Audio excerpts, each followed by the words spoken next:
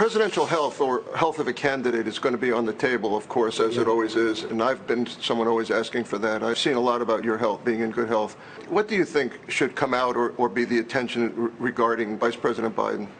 Well, I think we have to be in good health. I'll tell you what, this is a very important job, to put it mildly. There's nothing like it. And I will also say, and I think I've had to work harder than others because I've been attacked from fronts that nobody ever got attacked on, with fake investigations, fake Russia, Ukraine. I mean, nobody's gone through, and yet I've done more than any president in the first 3 years in history.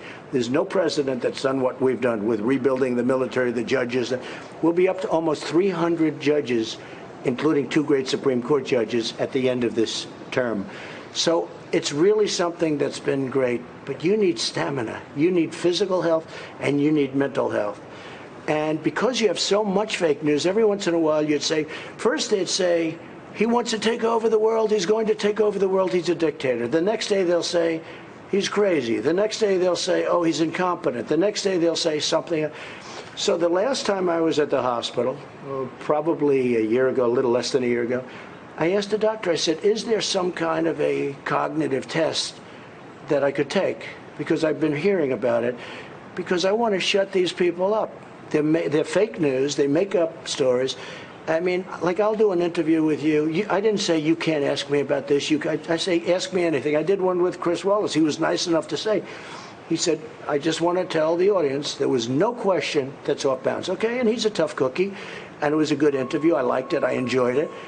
And it was good. But I didn't say you can only ask this, you can only. We have to be sharp. If you're in the office of the presidency, we have to be sharp. So they were saying all these different things. It was going all over. Whichever stuck. None of it stuck, fortunately. But one of the reasons it didn't is that I took a test. I said to the doctor, it was Dr. Ronnie Jackson, I said, is there some kind of a test?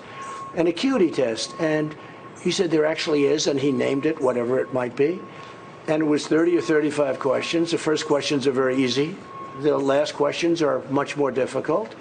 Like a memory question, it's like you'll go person, woman, man, camera, TV. So they say, could you repeat that? So I said, yeah. So it's person, woman, man, camera, TV. Okay, that's very good. If you get it in order, you get extra points. Okay, now he's asking you other questions, and then 10 minutes, 15, 20 minutes later, they say, remember the first question? Not the first, but the 10th question? Give us that again. Can you do that again? And you go person, woman, man, camera, TV. If you get it in order, you get extra points. They said nobody gets it in order. It's actually not that easy, but for me it was easy. And that's not an easy question. In other words, they ask it to you, they give you 5 names and you have to repeat them, and that's okay.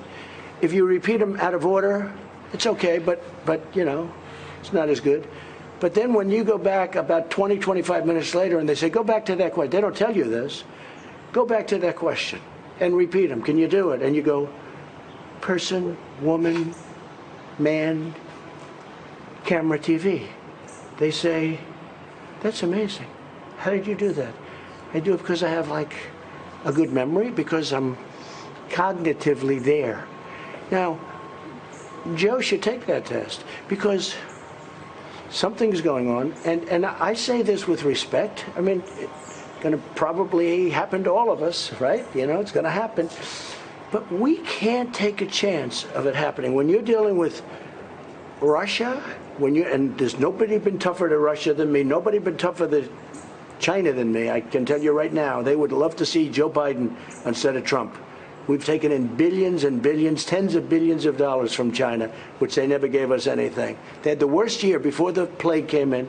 They had the worst year just about in their history, 67 years. It was the worst year they had in 67 years before the plague. And we were doing great. We had the best economy.